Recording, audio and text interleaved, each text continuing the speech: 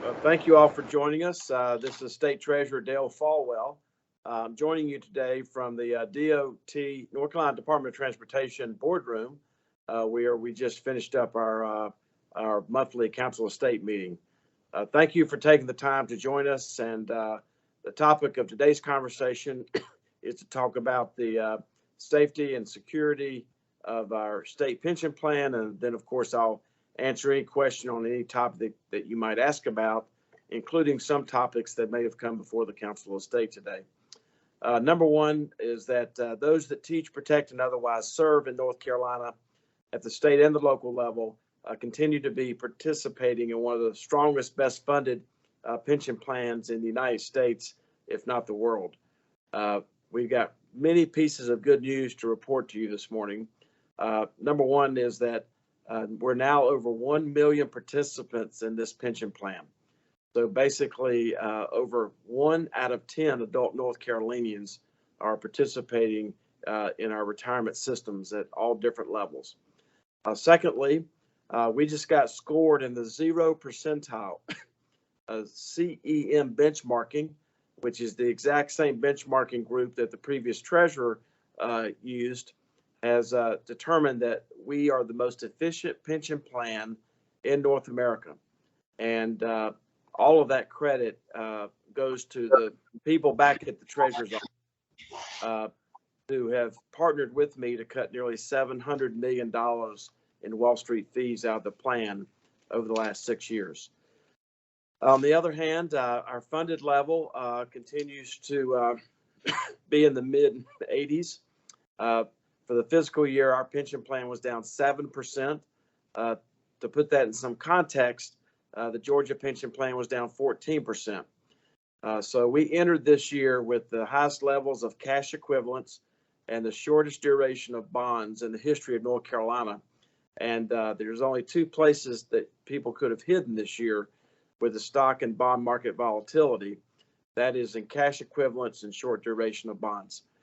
The other piece of good news is that we continue to smash all records being in the check delivery business in terms of the number of participants that we're paying out, in addition to the hundreds of millions of dollars that we're paying out every 30 days. And lastly, something that I'm very proud of, especially working with Josh Smith and Kevin Gordon, who not only are firemen themselves, but also sit on our local governing boards. We have been able, for the first time in a decade probably, to get the National Guard pension system, as well as the volunteer firefighter and rescue pension system, back over 100% funded. When I was sworn in as the state treasurer of North Carolina, these plans, I believe, were about 65% funded. And with the work of these 2 gentlemen, our staff at the retirement system, and of course the General Assembly, who helped us fund these plans, we're now pleased to report that the fire and rescue plan, as well as the National Guard plan, are back over 100%. So that's a little bit of the good news. The other thing is that we all know that inflation is a thief, especially for our fixed income, lower income citizens of North Carolina. But these higher interest rates have been a blessing to the pension plan. We have put hundreds and hundreds of millions of dollars to work just over the last 3 months at interest rates that we did not think we would see for quite some time. Being able to earn 4 and 5%, where we were previously earning less than 1%, on hundreds and hundreds of millions, if not billions of dollars, means that the plan is earning more interest than it has in a long period of time. So that's a recap. Our 401k program continues also to be one of the most efficient in the United States.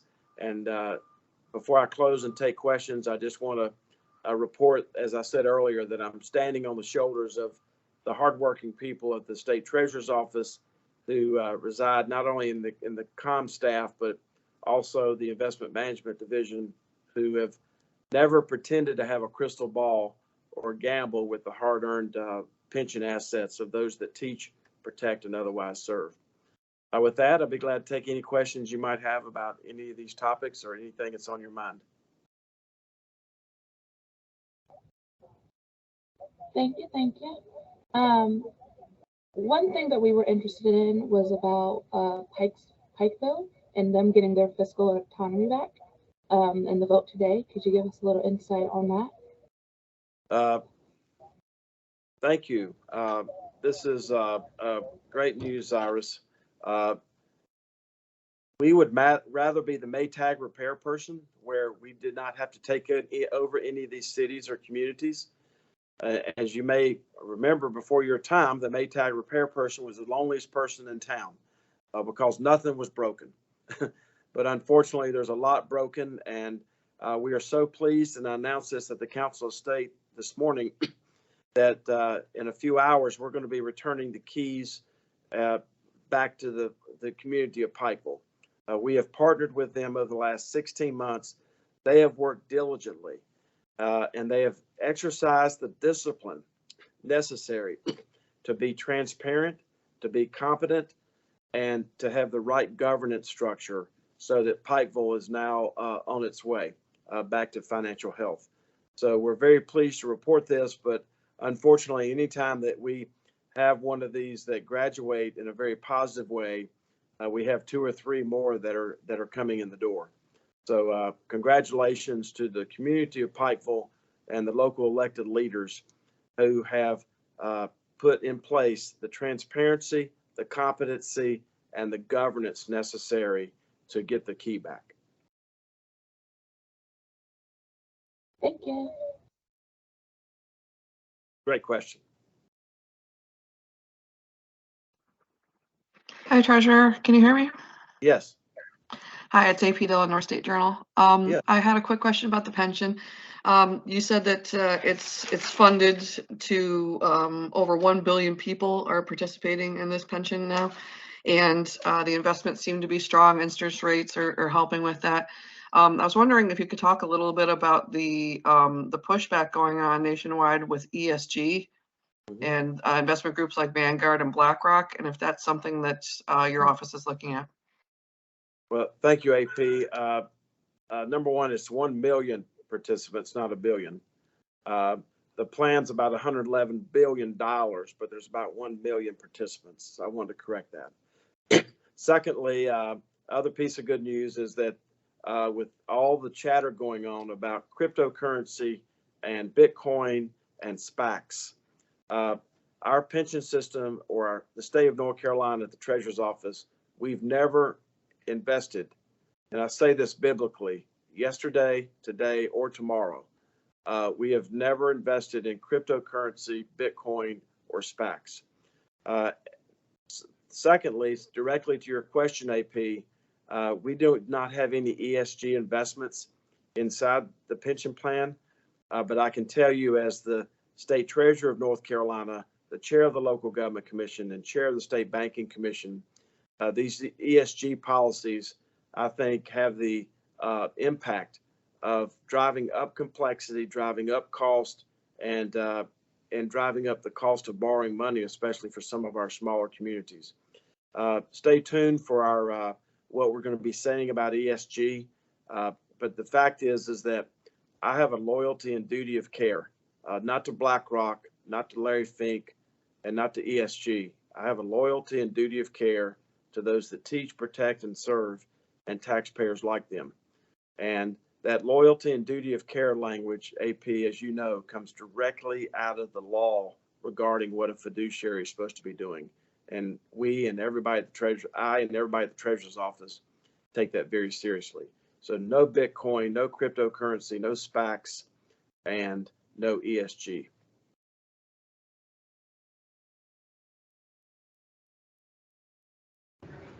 Hi, Treasurer Folwell. I was wondering if you could just expand on retirement that are not within those that teach, protect, and serve. What is the number one thing that you would tell people that they need to start doing to start saving for retirement at this point in this economy? And with just Great. How do you pronounce your name? My name's Jason. Jason. Okay, thank you. I didn't have my glasses on. I apologize. No, it gets people a lot. Listen, great question. The best thing, and I'm going to use 2 words that typically offend the average citizen, conservative and liberal.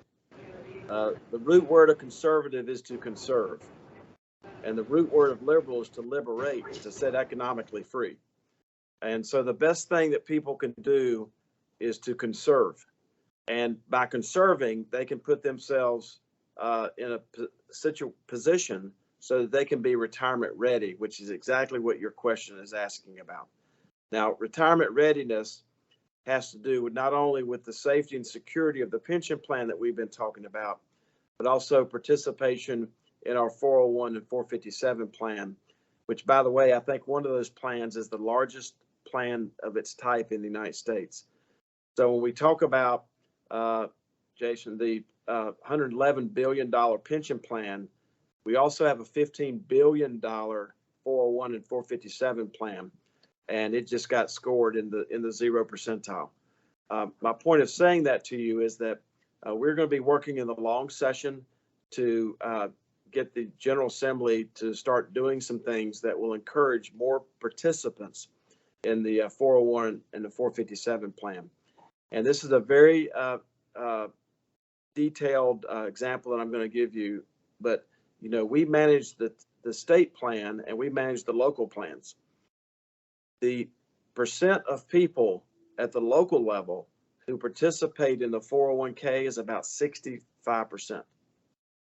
The percent of people who contribute to the 401k and 457 at the state level is only about 40%. So you should be asking yourself, how could the state treasurer, who manages both the pension and the 401, 457, be reporting that the participation rate, people actually taking the initiative to be retirement ready, how could there be that big of a gap? And the answer is not emotional or political, it's mathematical. Many of these local communities make a 401, 457 match.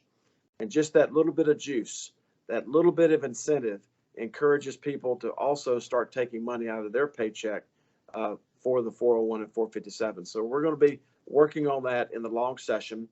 But secondly, I do want to remind all the people on this call that contrary to what people say or what may go on with the federal government, every local and state employee contributes 6% of their own salary every single month into these pension plans.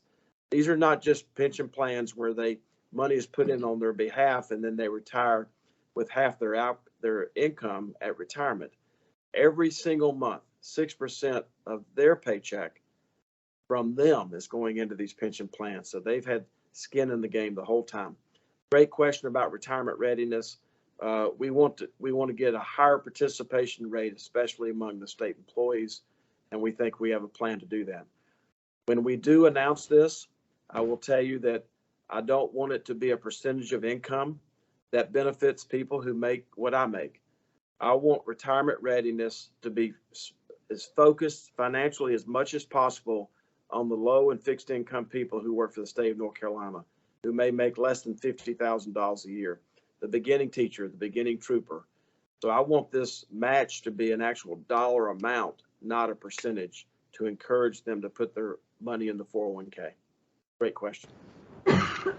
And if you don't mind if I expand on that question a little bit, could you explain that a retirement is not just a savings account? There's liquidations or there's liquid assets to it. Could you elaborate and maybe simplify that? There's more to this complex, more to the complex. Well, the pension plan's about $111 billion, Jason. It's one of the largest pools of public money in the world. And inside of that pool is things that earn interest, alternative investments, private equity, stocks, index funds, real estate. Those are just some of the things that are inside there. And we have an investment management team who manages all that. The 401k and the 457 plan, which is a plan that most people are familiar with, they're called defined contribution plans. We also offer that. And we offer things inside that plan where the individual citizen and participant can choose, the types of investments they want to make. They can put all their money in stable value, which means it has no market volatility. They can swing for the fences and put it into high growth type of situations. And this is no different, Jason or than you would have where you work. You have all these 401k types of options. So the 401 and the 457 are plans where the individual has complete control over the investment performance. The pension plan is managed by the pension system, and the formula that you would be paid out is based on the number of years of service times a multiplier toward the end of your life. And the other good news, Jason, I guess, especially for the females on the call, is that our actuaries have now told us that a female who starts to work at the state or local level, a female who would go to work at the city, the county, or the state of North Carolina, is now fully expected, the first time in state history, to draw more retirement checks than paychecks because of increased life expectancies for females. And that's why your question is so important about retirement readiness. When you're going to draw more retirement checks than paychecks, you've got to be retirement ready.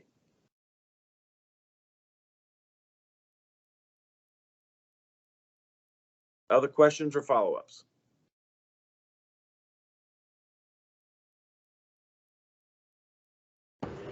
I'll keep asking questions. With retirement, you just said that women are going to get more retirement checks than paychecks because of a longer lifespan. People are not retiring at 65 anymore. Some people are working longer. Why are we seeing a shift in people not retiring at 55 or 65 and working longer? Well, we are actually, because there's no minimum retirement age in our pension plan. We, as you can imagine, we're processing tens of thousands of retirements every single year. And I just met a gentleman. I was in the Winston-Salem Christmas parade on Saturday at 6 o'clock.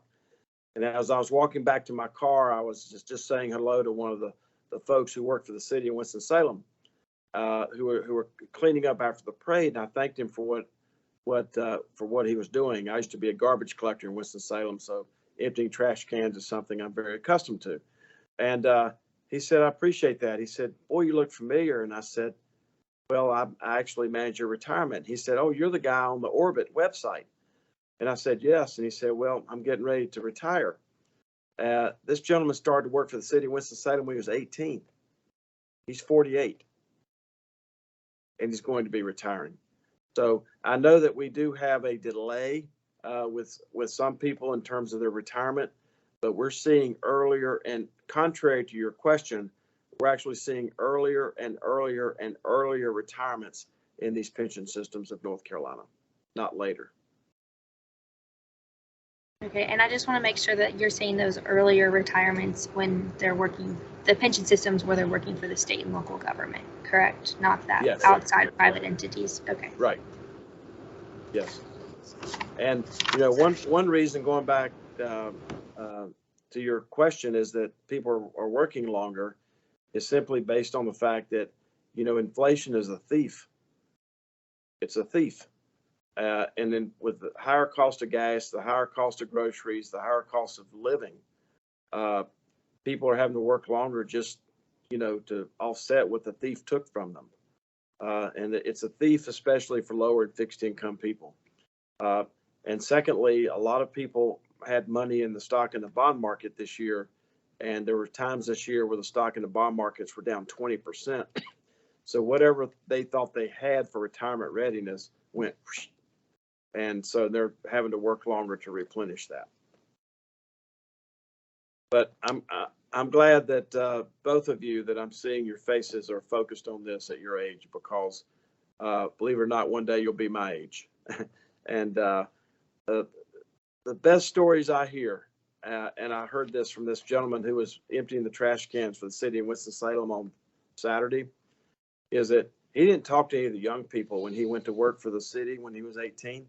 He talked to the older people who were working for the city and asked them what they wish they would have done when they were 18 regarding these retirement systems. And those conversations, the sharing of that information, paying it forward by these older folks that he worked with, is what's put this gentleman in a position where he's going to be able to retire at 48 years old.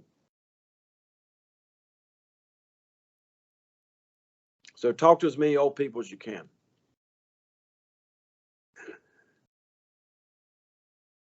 Any other questions? I'm gonna ask one more question.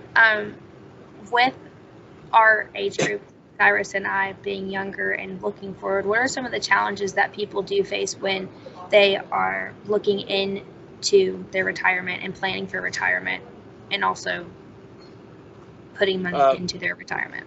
Well, if Warren Buffett, my mentor, or Charlie Munger were standing here, what they would, or John Bogle, who passed away several years ago, what they'd be talking about is how fees, FEES, eat into your retirement returns over a long period of time.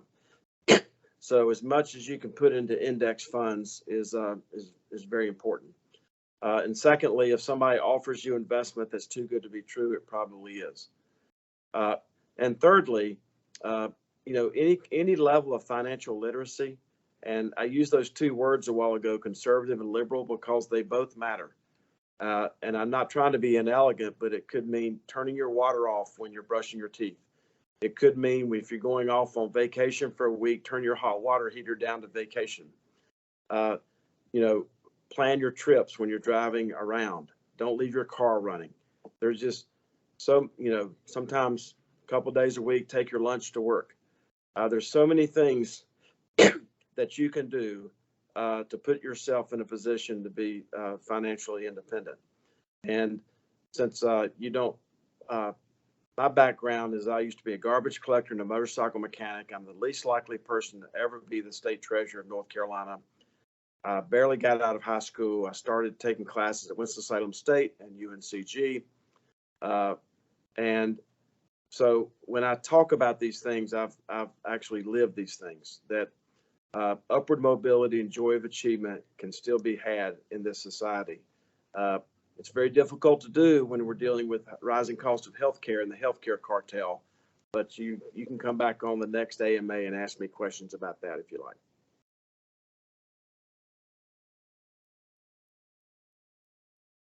I think that's it for the questions. I want to close by wishing everybody a Merry Christmas. Want to also tell you, and like some of you, I know this from personal experience, that people die twice. Once when their spirit leaves heavenly earth, and the second time is when the last living person mentions their name or talks about them or remembers who they were. So as we go into this holiday season, there will be a lot of what I call empty place settings. A place at the table where someone used to always sit and they're no longer with us. So I just want to encourage everybody on this call to have the courage as you go through this holiday season, even though you're still grieving from somebody not being there, have the courage to bring up their name, bring up the stories, because as long as you talk about them, they're still with us. And with that, I wish you all a Merry Christmas, and suggested all of you go to nccash.com. I gave the suggestion to a 15-year-old the other day, and it was about 4 weeks ago, and I asked this person, do you like buying Christmas presents? He said, yes. I said, do you like spending your own money? He said, no. So I handed him an NC Cash card, and I said, if you'll go to this website and check the name of every single person that you're going to buy a Christmas present for, it's all public record, including your teacher and your principal, and then print that off and then put in an envelope and wish them Merry Christmas. You know, that's a way of conserving. And so that it's a way of actually doing something nice for somebody, showing them that they have money sitting at the treasurer's office that they were not aware of. By the way, there's $1 billion sitting there, showing them that they care. And this young man actually did this. He found over half his Christmas list had money sitting at nccash.com. So he had a lot of fun with that, made a lot of people happy, and saved a lot of money himself. So with that, I wish you all a Merry Christmas. Thank you for making the choice. I know there's a lot of news going on today. I want to reiterate what the governor said just a few moments ago about the situation in Moore County. By the way, it's not just in Moore County. It's affecting people in Randolph County and other counties. And what the governor said a few moments ago is this. They're focused on the health and safety of the people who don't have power. Secondly, they're focused on restoring power. And thirdly, they're focusing on finding the people who did this to the citizens of Moore County in North Carolina. So that's where all the attention and all the focus is right now, in trying to focus on the health and safety and restore power to the folks of that community. And our prayers are with them. Okay. Thank you very much. Thank you. Bye now. Merry Christmas.